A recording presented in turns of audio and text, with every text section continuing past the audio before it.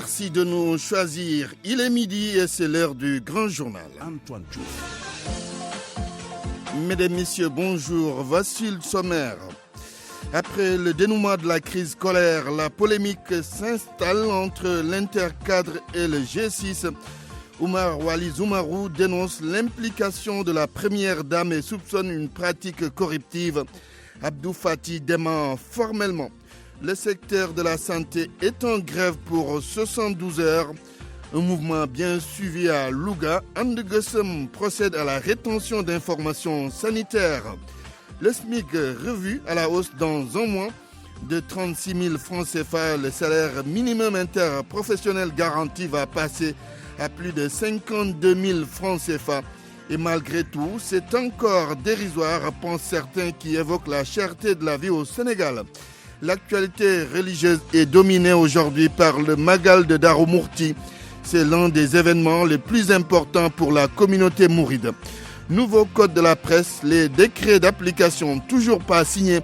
On connaît les raisons. D'après la coordination des associations de presse, les travaux pour la rédaction de ces décrets sont en cours.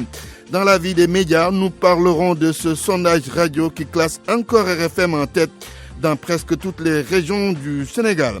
Sornana Tambaye, bonjour. Bonjour Antoine. Les titres de l'actualité internationale. Au Mali, les civils de plus en plus les cibles de groupes armés, la mission des Nations Unies pour la stabilisation dans le pays et la force française Barkhane alerte. La semaine dernière, 47 civils ont été tués dans un double attentat à Ménaka dans le nord. Le représentant spécial du secrétaire général des Nations Unies parle déjà de crimes de guerre. Les relations ne sont plus au beau fixe entre le Maroc et l'Iran. Rabat a décidé de cesser tout rapport diplomatique avec Téhéran. Le pays de Rouhani est accusé d'avoir aidé le front de Polisario à s'armer en passant par le Hezbollah.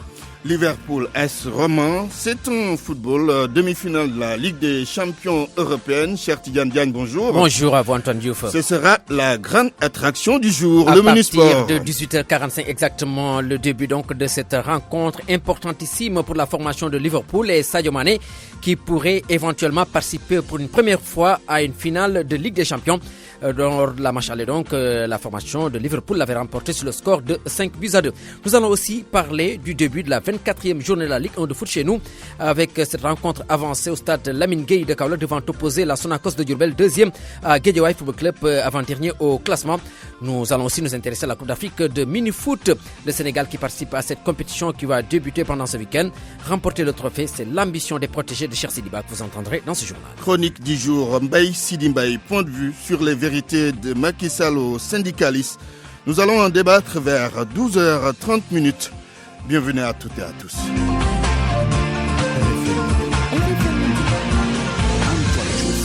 Merci de faire encore confiance à la radio Futur Média. Comment les deux Sénégalais ont été tués en Centrafrique dans de violents affrontements entre chrétiens et musulmans. Un de nos compatriotes témoins des faits hier raconte la scène tragique qu'il a vue en entendant la suite à donner à cette affaire. Les corps sans vie de ces deux Sénégalais sont gardés dans une morgue d'un centre de santé à Bangui. Oumar Ba est joint dans la capitale centrafricaine par Daouda Diouf. Les musulmans de quartier PK5 sont allés incendier une église là, non loin de PK5, une église chrétienne. Après ça, déshonoré, les chrétiens ont amené les corps chrétiens en ville pour manifester. Bon, il y avait des Sénégalais qui partaient en ville, ils étaient dans leur voiture. Maintenant, au retour, ils sont tombés dans l'embuscade. Bon, ils sont tombés dans l'embuscade. En tant qu'ils sont musulmans, on les a tués. Bon, ils ont brûlé leur véhicule. On les a tués comme ça. On les a même coupés morceau à morceau. Vraiment, c'est malheureux. C'est malheureux, c'est déplorable. Il y a les policiers sénégalais qui sont là sur place et les militaires sénégalais qui sont là. Bon, ils sont en courant, mais les cadavres s'étaient transférés à la morgue de l'hôpital communautaire. Bon, pour l'instant, ce matin, le calme est revenu un peu. Bon, on ne les a pas encore enterrés. Ils sont à la morgue d'abord, pour le temps. Sur RFM au moins, on a des informations sûres et utiles. RFM, la radio de toute l'actualité. Midi, 4 minutes. L'implication de la première dame dans la résolution de la crise scolaire suscite la polémique et divise même les syndicats d'enseignants. Oumar Wali Zoumarou de l'Intercadre dénonce la rencontre entre le G6 et Mariam Faisal. Il soupçonne même implicitement des dessous de corruption.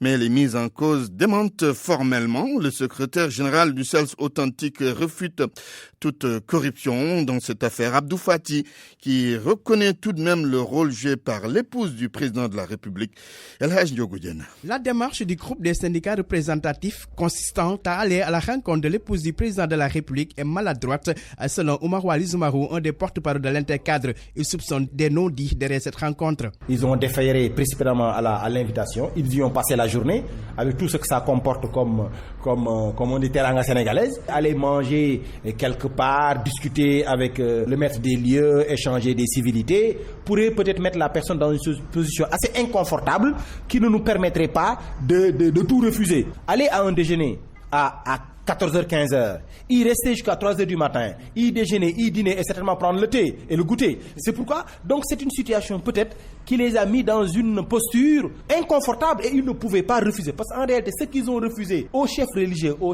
khalife général des Tidjanes, mais ils l'ont accepté pour madame la première dame.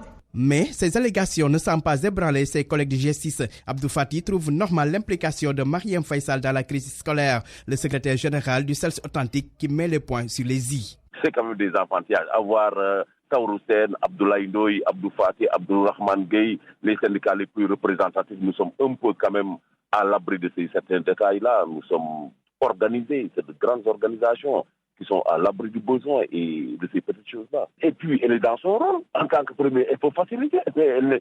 Elle n'est pas institutionnelle pour négocier ou faire quoi que ce soit. Qu'est-ce qu'elle connaît en éducation? Sinon, que faciliter. Franchement, ça c'est des enfantillages. Alors que la crise s'exacerbait avec une radicalisation du G6 et du gouvernement, la première dame est entrée en action pour rencontrer les syndicalistes et tempérer les ardeurs, ce qui a facilité leur audience avec le président Macky Sall ayant abouti en accord sur l'épineuse question de l'indemnité de logement.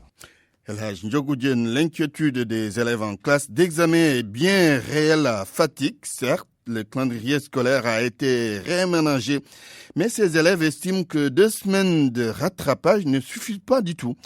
Fatick, Aminata Goudiaby. Au lycée Koumando Fendjouf de Fatick, la situation est visiblement revenue à la normale. Le personnel enseignant a repris les cours au grand bonheur des élèves. Aram est élève en terminale S2. Elle a quartier libre ce matin, mais elle n'a pas de temps de repos. Elle est venue à l'école réviser ses leçons. Beaucoup de temps a été perdu à cause de la grève des enseignants selon elle. Nous avons des méthodes, c'est-à-dire nous allons revoir notre programme, voir quelles sont les matières qui sont en retard et nous allons les rattraper. Et surtout mathématiques, car notre professeur de mathématiques faisait les grèves. Nous sommes très en retard. Mais avec les cours de renforcement, nous rattrapons. Et intensifier les révisions et se baser aussi sur les cours de renforcement. Le calendrier des examens a été certes réaménagé, mais ces élèves de terminale espéraient avoir beaucoup plus de temps pour compenser les heures perdues. Daouda et Issa ont intensifié les révisions pour être à jour. Ils sont également élèves de terminale. Nos professeurs, par exemple maths, PC, SVT, ne partent pas en grève, mais ce sont les profs littéraires qui partent en grève. On a beaucoup perdu, on a perdu beaucoup d'un mois et plus. C'est ce qui nous arrange. Cette situation perturbe également le corps enseignant qui se pose des questions. Ramatoulaye Diangsar est le proviseur du lycée de Niakhar dans le département de Fatick. Je suis troublée par rapport à la réalité des établissements qui diffèrent d'un établissement à un autre aussi. Il y a des problèmes. Dans beaucoup d'établissements, des compositions n'ont pas eu au premier semestre. Il y a même des établissements où les élèves n'ont pas fait le second devoir du premier semestre. Quelle stratégie va-t-on exactement adopter? En tout cas, c'est beaucoup d'inquiétude pour moi en tant que chef d'établissement. À Fatick, les élèves sont divisés entre cours de rattrapage et intensification des révisions. Tout le monde cherche à tout prix à rattraper le temps perdu. Aminata Goudiaby, Fatick RFM. Un autre secteur, la santé. Ande Guessem est en grève pour 72 heures. Un mouvement des syndicats de la santé sur l'étendue du territoire national. Les blouses blanches ont procédé à la rétention d'informations sanitaires, mais assure le service minimum.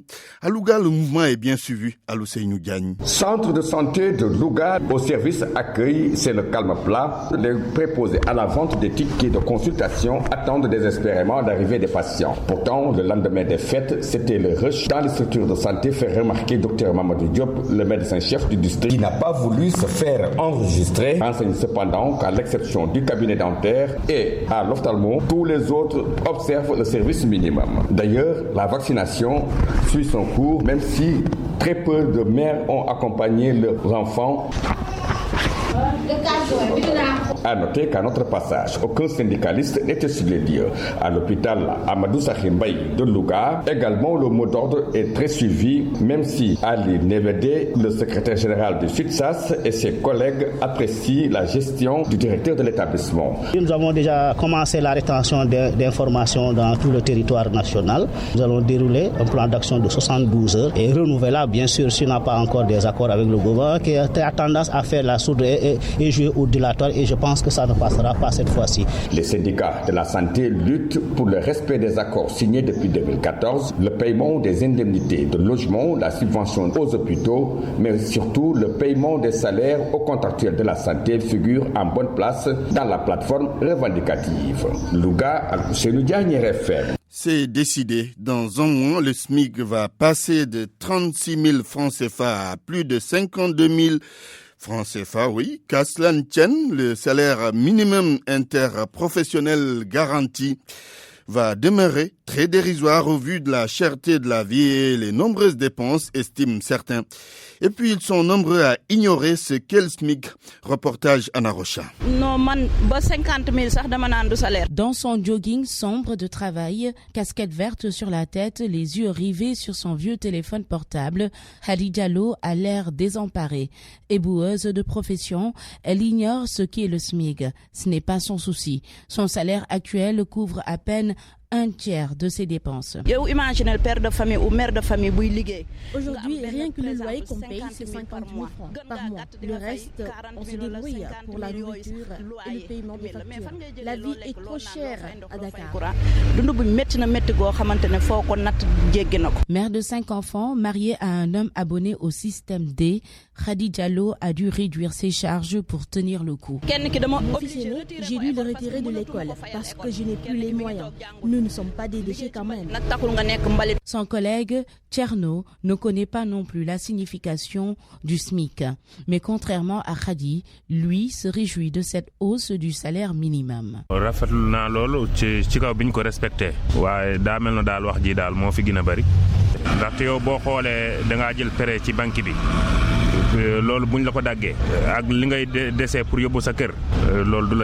Au terminus des bus du Cap Manuel, conducteurs et receveurs se relaxent avant de prendre la route. Même d'apparence, ils sont plus nantis. Mais une augmentation de salaire, aussi minime soit-elle, ne se refuse pas. Mais comme nous avons choix,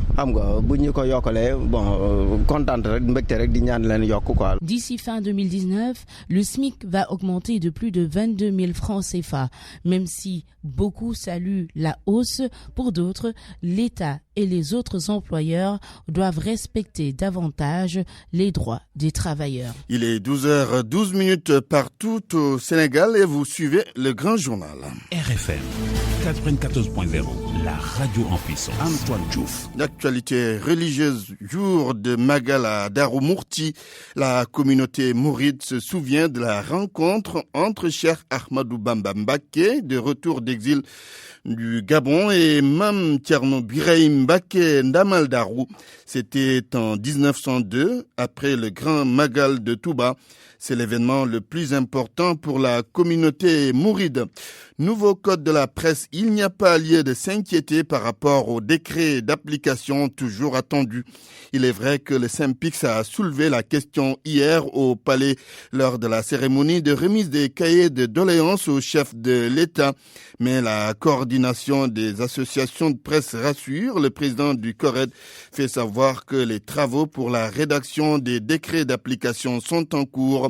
Écoutons les explications de Bakary Domingo Mané au téléphone d'El Hadj Ndiogoudjen. Les choses bougent parce que depuis quelques mois, nous sommes en train de travailler sur les décrets d'application. D'ailleurs, même la semaine prochaine, on va se rendre à Sali pour rédiger, disons, ces décrets d'application. Donc, on est en train de travailler sans faire du bruit concernant, n'est-ce pas, le code. Parce que c'est vrai que le contexte est différent. C'est pas le contexte de l'année dernière où le 3 mai, on avait fait une marche vraiment grandiose. Maintenant, le problème est réglé. La seule chose, n'est-ce pas, qui reste, c'est la rédaction, n'est-ce pas, des décrets d'application. Et d'ailleurs, demain, à l'occasion de la journée internationale, n'est-ce pas, de la liberté de la presse, évidemment, la CAP, la coordination des associations de l'Afrique du Sénégal, vont réfléchir sur le code. On va voir les avantages et surtout aussi les inconvénients concernant la liberté de la presse, parce que, vous savez, dans ce code, il y a des dispositions liberticides. On va en parler. C'est pas parce que le code a été voté que nous allons désarmer. Au contraire, nous allons toujours rappeler aux confrères que nous devons être en ordre de bataille pour gagner pour gagner n'est-ce pas, la guerre. Donc, dans tous les cas, la CAP qui est aujourd'hui au cœur vraiment de la réflexion sur les décrets d'application est en train, n'est-ce pas, de travailler sans faire beaucoup de bruit, et c'est ce qui donne l'impression que quelque part les choses ne bougent pas. Ce sondage radio qui vient de paraître, parlons-en, il classe RFM première partout dans les régions du Sénégal, à l'exception de Kolda, Ziguinchor et Sédhiou. Cela se justifie. Dans une de ces régions, la radio Futur Média n'a pas d'émetteur. Ce sondage concerne le mois d'avril. Les détails avec Georges Detchediop. Georges Detchediop, ce sera dans un instant.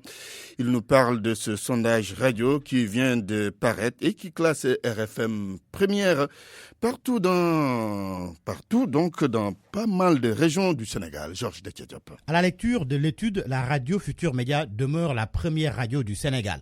La RFM est la plus écoutée dans 11 régions sur les 14 que compte le pays.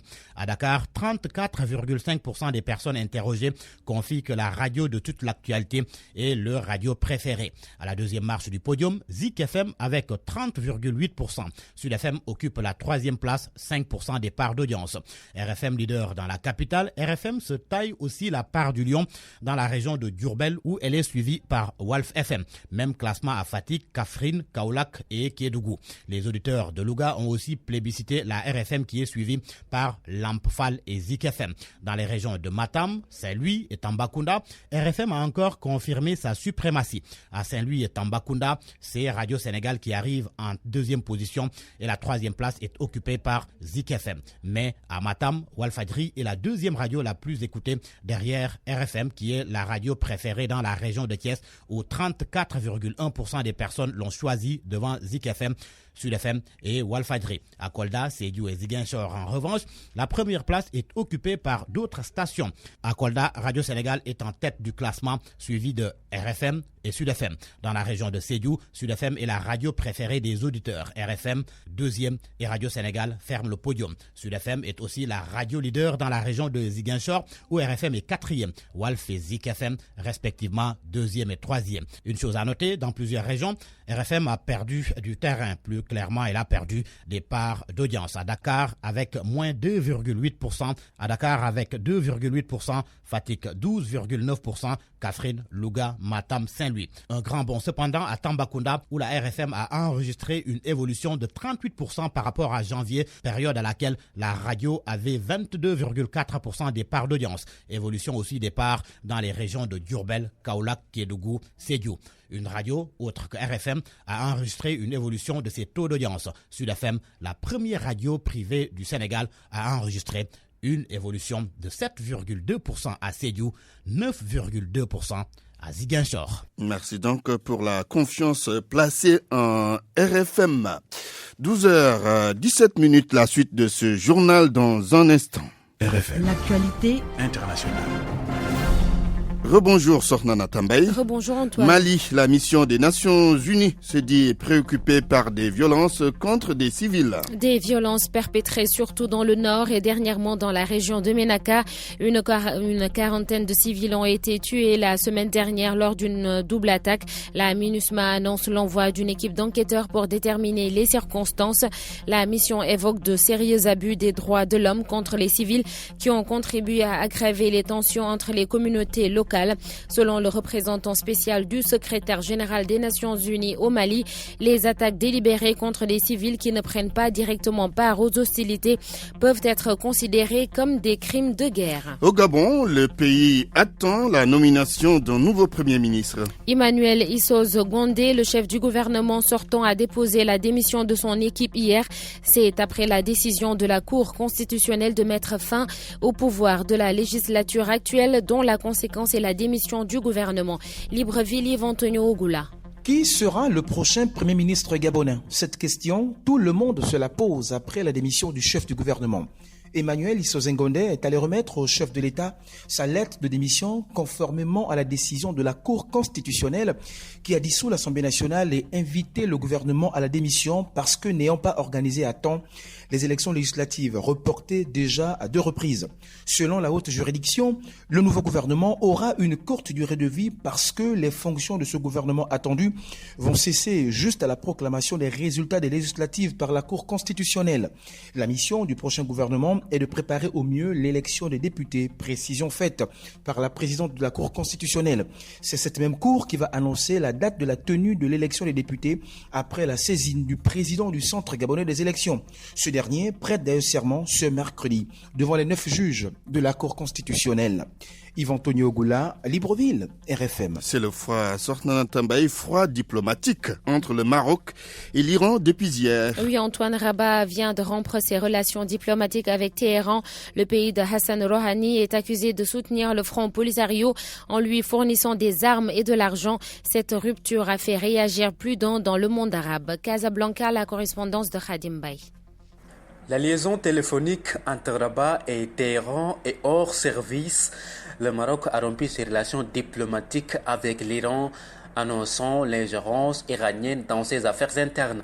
En termes plus clairs, le pays du Maghreb accuse la République islamique d'armer, de financer et d'entraîner le Front Polisario à travers le mouvement chiite libanais Hezbollah. Des accusations graves confirmées par le ministre marocain des Affaires étrangères, Nasser Bourita, qui dit avoir disposé de preuves de la fourniture d'armes au Polisario par les hommes de Nasser Nasrallah. Et le chef de la diplomatie marocaine d'ajouter une première livraison d'armes a été récemment fournie au Polisario via un élément à l'ambassade iranienne à Alger.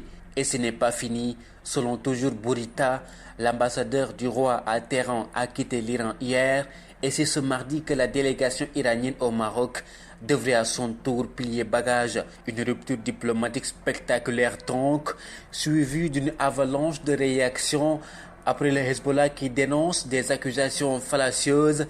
Les Saoudiens qui ne sont pas amis avec les Iraniens se sont offerts une tribune en confirmant leur soutien et solidarité avec le royaume chérifien frère pour tout ce qui touche à sa sécurité. Khadim Bay, Casablanca, Radio Futur Média. On termine avec la Libye qui veut récupérer l'argent prêté par Kadhafi aux pays africains. Une mesure pour renflouer les caisses selon le chef du gouvernement d'Union nationale. Des procédures sont engagées pour récupérer ces sommes considérables. 67 milliards de dollars d'après Fayez El-Sarraj, soit plus de 36 600 milliards de francs CFA. Une bonne partie de cette somme a été prêtée à des pays comme l'Afrique du Sud, la Tanzanie, la Zambie, la Côte d'Ivoire, le Niger ou encore l'Ouganda. Dans cette procédure, le gouvernement s'appuie sur des documents qui proviennent de plusieurs banques libyennes. Toujours en Libye, le siège de la commission électorale, la cible d'une attaque ce matin à Tripoli. Des hommes armés dont un kamikaze ont mené l'assaut, tuant 7 personnes. Selon certains analystes, ce mode opératoire ressemble à celui utilisé par Daesh qui avait mené en 2013, 2014 et 2015 des attentats dans la capitale libyenne, Antoine. Sornana Tambaye, merci pour cette page internationale. Parole aux auditeurs. L'actualité, qu'en pensez-vous?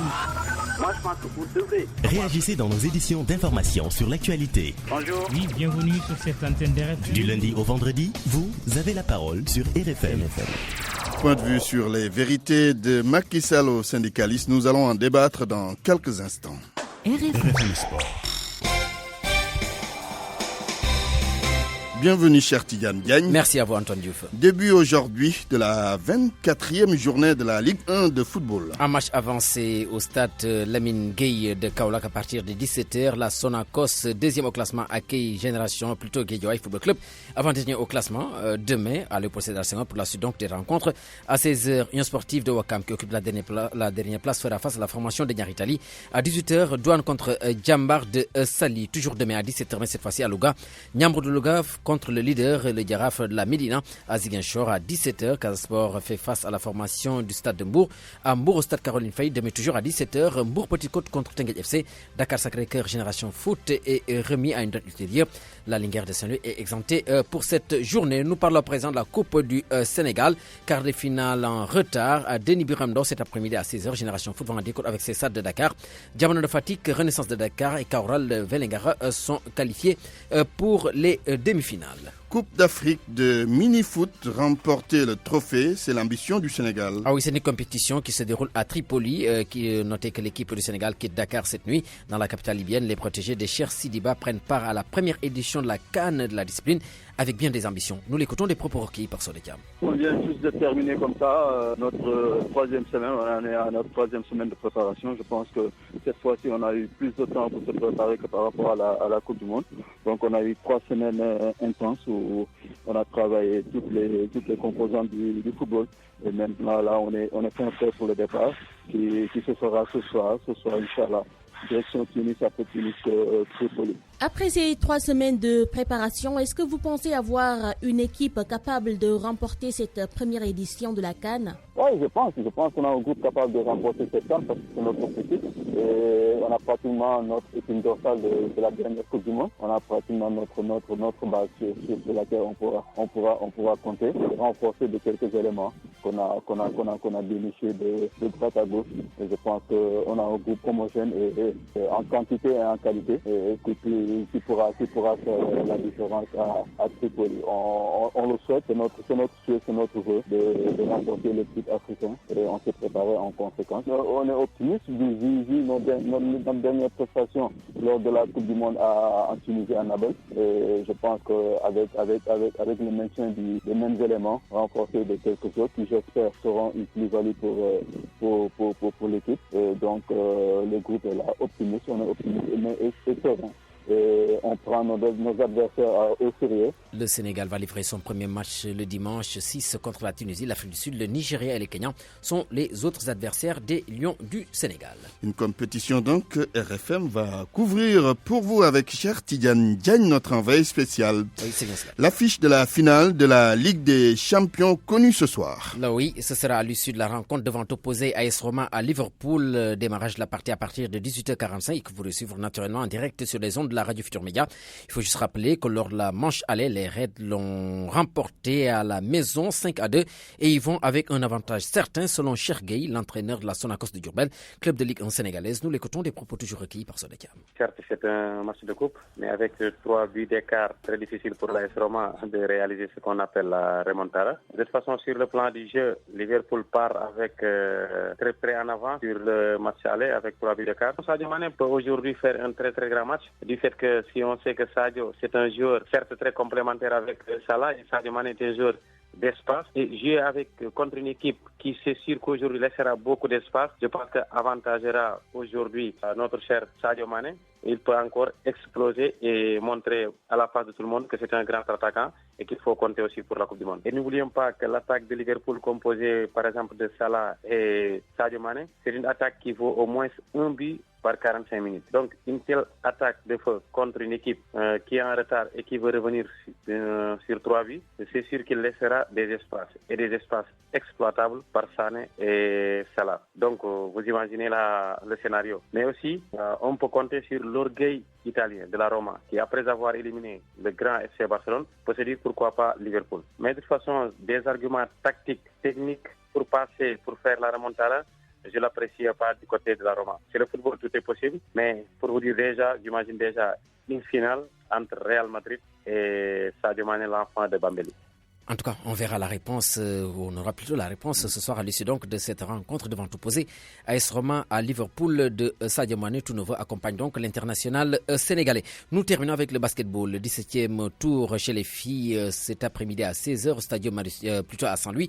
Université Gaston Berger va en découdre avec la GIA à Saint-Louis, toujours chez les garçons. 4e tour cette fois-ci, 17h, Saint-Louis Basket Club contre Université Gaston Berger. À Thiès, 17h30, AS Thiès accueille les Saltigués de Rufisque. Parabasket, un sport c'est le basketball donc réservé aux handicapés physiques. La finale du championnat national, ce sera cet après-midi au stadium Marius Ndiaye à 17h, Plateau contre Pikine. Pour le match de classement, c'est à partir de 15h, un match qui va opposer Kaolack à la formation de Mbour-Antoine.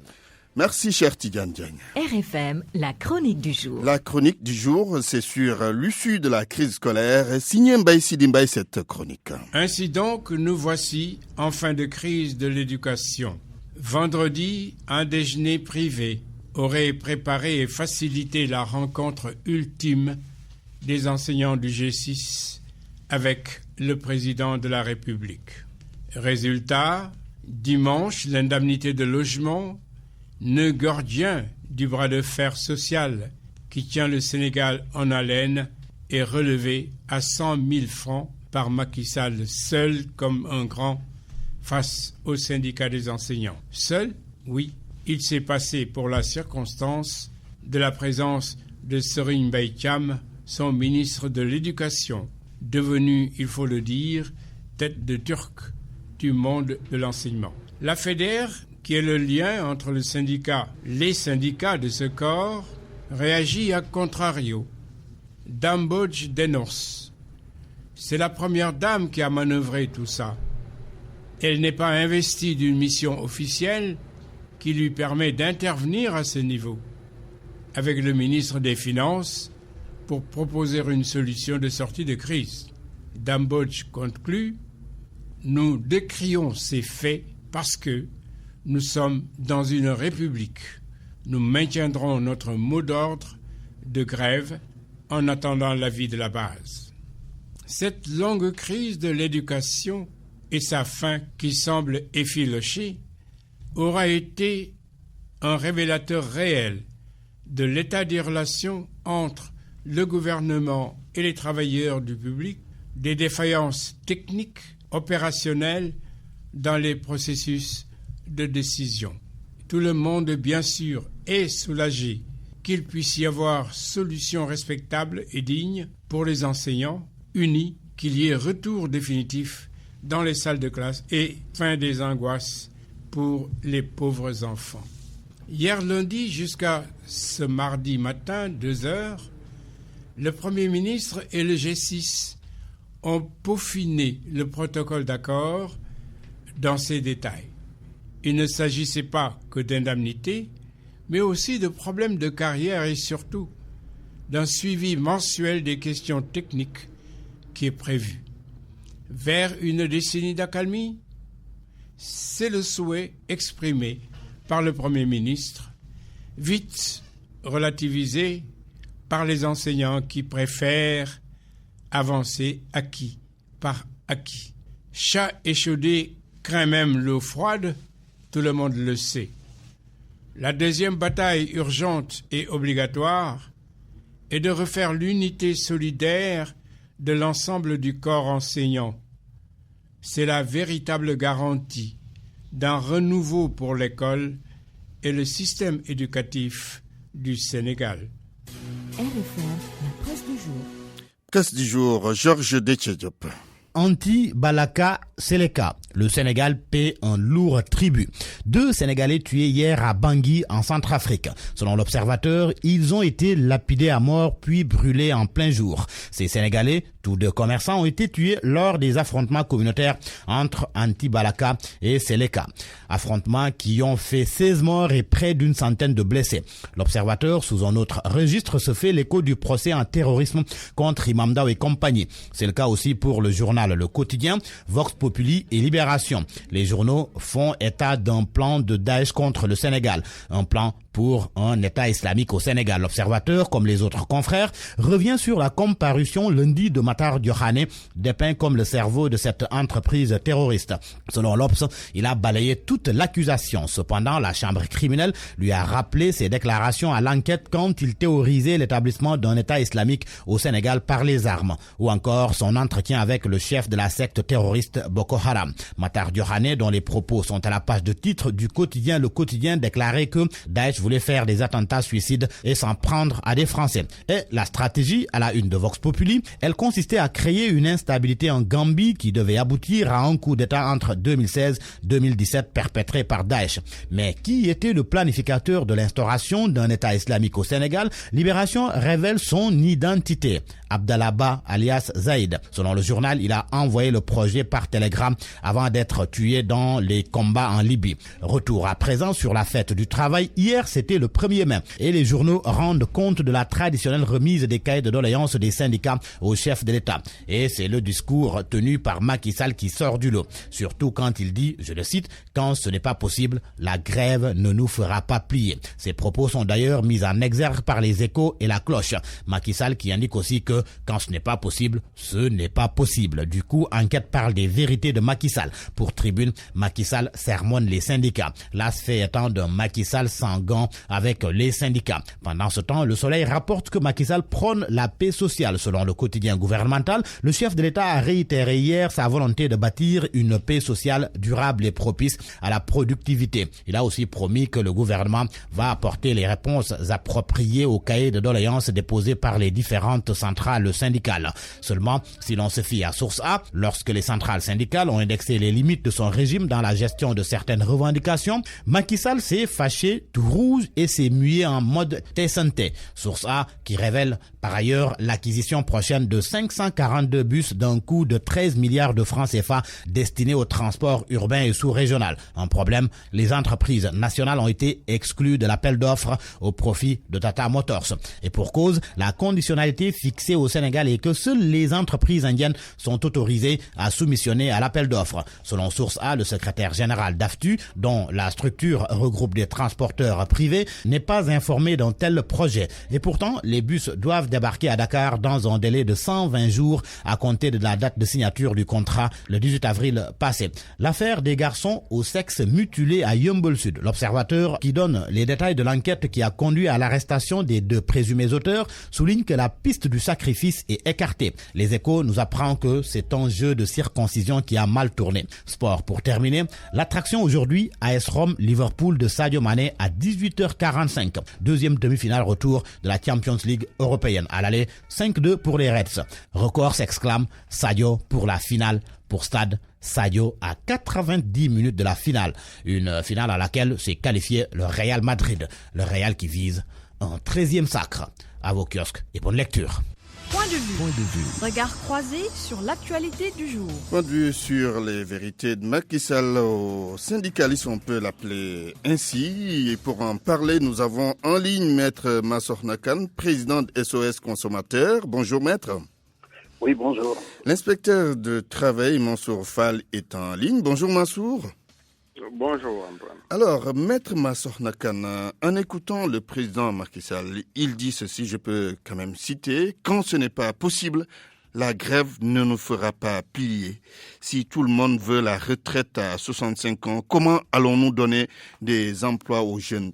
Fin de citation. Allez-vous dire que Macky Sall a tenu un discours de vérité aux syndicalistes ? Bon, je me réjouis qu'il y ait eu une entente entre les autorités et les syndicats et que ça permette de reprendre les cours et de sauver l'année scolaire et donc de réduire le préjudice causé aux élèves. Ce que le président a déclaré, que la grève ne me fera pas plier, bon, je pense que c'est exact, mais il fallait le faire depuis le début, c'est-à-dire dès qu'il y a eu cette grève-là, et à ce moment-là qu'il fallait trouver un moyen d'y mettre fin. Vous avez l'impression qu'on a perdu trop de temps. On a trop attendu. On n'est pas allé à l'essentiel. Non, non seulement on a trop attendu, mais il faut que l'État trouve les moyens de s'entendre durablement avec les syndicats et que les syndicats ne soient pas aussi des jusqu'au boutistes comme ils le font avec des discours battant-guerre. Il faut que ça arrête. Il faut que ça arrête. Un syndicat, c'est pour revendiquer, d'accord. Mais revendiquer en travaillant, nous l'avons toujours dit. Mais on ne peut pas aller en grève et demander à être payé, comme ça se fait tout le temps. Qu'on exige que les retenues sur salaire pour faire de grève soient restitués. Ce n'est pas honnête et ce n'est même pas digne. Ça, je crois qu'il faut qu'ils arrêtent cela. Il faut assumer ses responsabilités. Quand on veut aller en grève, la Constitution et la loi vous donnent le droit de le faire, mais il faut en assumer les conséquences, c'est-à-dire ne pas être payé, accepter de ne pas être payé. Très bien. Et en plus, on ne doit pas mettre en péril l'entreprise, encore moins l'avenir des enfants. On reviendra sur cette bonne entente que vous avez évoquée tout à l'heure. Comment trouver cette bonne entente entre les deux parties. Alors, je reviens à vous, maître, tout à l'heure. Mansour Fall, le président Macky Sall a parlé. Est-ce le bon ton, le bon discours? Bonjour Antoine, tout d'abord je tiens à saluer les auditeurs de la RFM. En fait, il faut prendre compte également, tenir compte du contexte dans lequel le président de la République s'est exprimé. Effectivement, moi j'ai l'habitude de dire que la parole présidentielle a un impact dans la mise en œuvre du dialogue social au niveau de notre pays. Vous vous rappelez un peu, il y a quelques années de cela, le président de la République, sur un ton ferme, au King Fahd avait déclaré il est grand temps que tout le monde parte à la retraite à 60 ans. Et effectivement, les travailleurs en avaient profité pour dire que c'est le président qui l'a dit. Maintenant, dans le contexte actuel, le président donne l'image de quelqu'un qui a été fortement malmené par la crise sociale qu'a connue le secteur de l'éducation. Il y a également la crise qui sévit dans le secteur de la santé. Alors, le président n'a fait que reprendre quelque chose qui est contenu dans le pacte national de stabilité sociale et d'émergence économique. Et malheureusement, cet instrument-là, formidable instrument d'innovation sociale et de mise en œuvre du dialogue social, cet instrument, c'est comme si on l'a mis de côté. Il y a 3 jours de cela, j'ai écouté le doyen Youssouf Awad, ancien président du Comité national du dialogue social, qui exprimait toute sa peine par rapport au fait que c'est comme si les partenaires sociaux avaient mis de côté le pacte national de stabilité sociale et d'émergence économique. Alors là, il faut juste rappeler que le président de la République, en tout cas dans le cadre du conflit qui a opposé l'État aux enseignants, le conflit, c'est vrai qu'il y a une dimension liée à une revendication par rapport à la revalorisation des liens de logement, mais c'est en partie par rapport aux accords de 2014 qui n'ont pas été respectés. L'État n'a pas tenu ses engagements. Donc, dans le cadre de ce secteur, il faudrait juste rappeler de façon générale que l'État, dans le cadre du pacte national de stabilité sociale et d'émergence économique, a pris des engagements, lesquels engagements, malheureusement, n'ont pas été respectés. Le pacte national a été signé en 2015. On est en 2018. Et effectivement, la durée du pacte est de 3 ans. Et il faudrait juste rappeler une Finalement, chose. On se demande à quoi sert ce pacte national de stabilité. Bien, on ne va pas jeter le bébé avec oui, mais quand on l'applique pas, il y a un problème. Justement, l'État avait pris l'engagement dans le cadre du chapitre 3, au niveau de l'article 7, les attentes des travailleurs. Les travailleurs avaient exprimé clairement, effectivement, à l'État, leur vœu le plus ardent, c'est que les accords signés dans le secteur de l'enseignement, de la santé, dans le secteur du pétrole notamment, soient respectés. Donc, on arrive en 2015, l'État prend des engagements, on est en 2018, lesquels engagements n'ont pas été tenus. Problème. Donc, sous ce rapport-là, moi, j'estime que le président de la République, effectivement, rappelle juste une chose. C'est la combinaison de l'économiquement souhaitable et de l'économiquement possible et du socialement souhaitable. Maintenant, dans ce contexte-là, il fallait juste que le chef de l'État, quand des partenaires ont signé un accord et que l'on se rende compte que l'accord à l'épreuve de la pratique, qu'il sera extrêmement difficile de respecter nos engagements, mais on appelle les uns et les autres. Et moi, j'ai l'impression que les acteurs actuellement jouent au sapeur-pompier. Comité national du dialogue social, l'administration, le ministère de la fonction publique. Ça va dans tous les sens. On a l'impression, vous avez raison de poser la question, est-ce que vaut aujourd'hui le pacte national de stabilité sociale? Je reviens à vous tout à l'heure, Mansour Fall. Maître, pour terminer avec vous, par quelle alchimie trouver cette bonne entente dont vous parliez tout à l'heure, surtout quand les intérêts sont divergents quelque part? Les intérêts des syndicalistes, c'est pas forcément les intérêts de l'État qui veut veiller à la stabilité aussi des finances. Alors, il y a 2 points. D'abord, sur la retraite généralisée à 65 ans, le président a parfaitement raison. On ne peut pas. Il y a des exceptions pour les enseignants ou pour les médecins, ça peut se comprendre, mais si on généralise à 65 ans, quand est-ce qu'on va donner de l'emploi aux jeunes? Donc, plus on augmente l'âge de la retraite, moins il y aura d'emplois à donner aux jeunes. Donc là, il a parfaitement raison. Maintenant, comment trouver un moyen d'avoir une paix durable? Il n'y a qu'un seul moyen, à mon avis, et nous, c'est ce que nous soutenons, c'est ce que nous plaidons. Il faut que dans ces deux corps-là, que les enseignants et les personnels de santé, dont les populations ont les plus besoin, qu'on arrête, qu'on fasse en sorte que ces corps de fonctionnaires n'aillent plus en grève. C'est-à-dire qu'on en fasse une exception au droit de grève, comme c'est les magistrats, comme c'est les policiers, comme c'est les gendarmes, qu'ils n'aillent plus en grève, qu'ils n'aient plus la possibilité de faire grève. Ce n'est pas contre la démocratie, ce n'est pas contre les travailleurs, mais et qu'on leur fasse un statut spécial. Il faut s'entendre, comme on a fait un statut spécial aux magistrats et aux autres, il faut qu'on leur fasse un statut spécial parce que c'est des corps dont on a extrêmement besoin. C'est des gens qui sont très braves, mais comme je l'ai dit, c'est un sacerdoce. On ne pourra jamais leur payer le salaire qui convient au sacrifice qu'ils font. Donc c'est un choix de carrière, c'est un sacerdoce qu'on a choisi. Il y a des inconvénients et il y a des avantages. L'avantage, c'est de former l'élite du pays. Les inconvénients, c'est de ne pas être payé à la hauteur du mérite qu'on a. Donc nous plaidons pour que ces corps-là sortent de l'exercice du droit de grève. Et à ce moment-là, il n'y aura plus de grève dans l'enseignement ou dans la santé, mais il y aura d'autres formes de revendication. Et en tous les cas, il faut revoir leur statut et leur faire un statut spécial. Essayer de leur rendre justice. Merci, Maître Massour Nakan, président de SOS Consommateurs. Mansour Fall, on termine avec vous. D'autres solutions pour une stabilité sociale? À mon avis, il n'y a pas de solution miracle.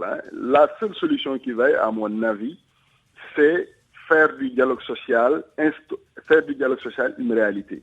Ne pas attendre qu'il y ait le feu à la maison pour que les gens s'asseyent autour de la table des négociations. Et surtout, il est important de le rappeler, la transparence dans le système de l'information en matière de dialogue social.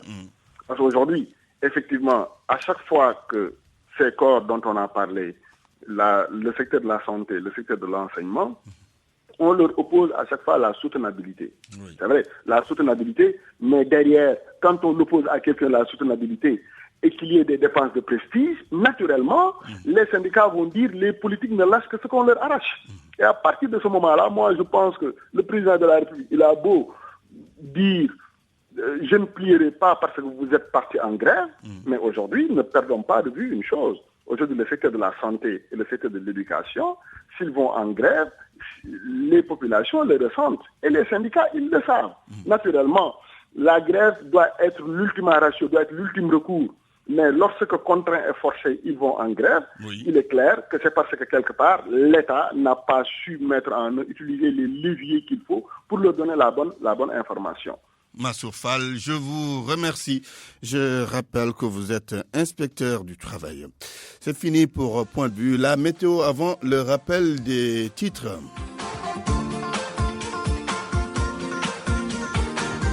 Alors, au cours des prochaines 24 heures, le ciel sera ensoleillé sur une bonne partie du territoire avec toutefois des passages nuageux qui seront notés sur les localités nord, ouest et sud-est du pays. La sensation de chaleur se maintiendra à l'intérieur du territoire, notamment sur les localités sud-est où les températures maximales vont varier entre 42 et 44 degrés. Par contre, sur le long du littoral et les localités nord, le temps sera clément avec des maxis qui ne vont pas dépasser 30 degrés. C'est la fin de cette édition. Je vous rappelle les titres. Après le dénouement de la crise scolaire, la polémique s'installe entre l'Intercadre et le G6. Oumar Wali Zoumarou dénonce l'implication de la première dame et soupçonne une pratique corruptive. Abdou Fati dément formellement. Le secteur de la santé est en grève pour 72 heures. Un mouvement bien suivi à Louga. Anne de Gossem procède à la rétention d'informations sanitaires. Le SMIC revu à la hausse dans un mois. De 36 000 francs CFA, le salaire minimum interprofessionnel garanti va passer à 52 000 francs CFA. Et malgré tout, c'est encore dérisoire, pensent certains qui évoquent la cherté de la vie. L'actualité religieuse est dominée par le Magal de Darou-Mourti. C'est l'un des événements les plus importants pour la communauté mouride. Nouveau code de la presse, les décrets d'application toujours pas signés. On connaît les raisons. D'après la coordination des associations de presse, les travaux pour la rédaction de ces décrets sont en cours. Et puis, dans la vie des médias, nous avons parlé de ce sondage radio qui classe encore RFM en tête dans presque toutes les régions du Sénégal. Journal présenté par Antoine Diouf à la technique, Abdoulaye Didi Diop, réalisation d'Aoude Diouf et El Hadj Ndiogoudjen. À 13h, la grande édition en Wolof avec Mamadou Mohamed Ndiaye. Tout de suite, Dialgati Hibar. Excellent après-midi à toutes et à tous.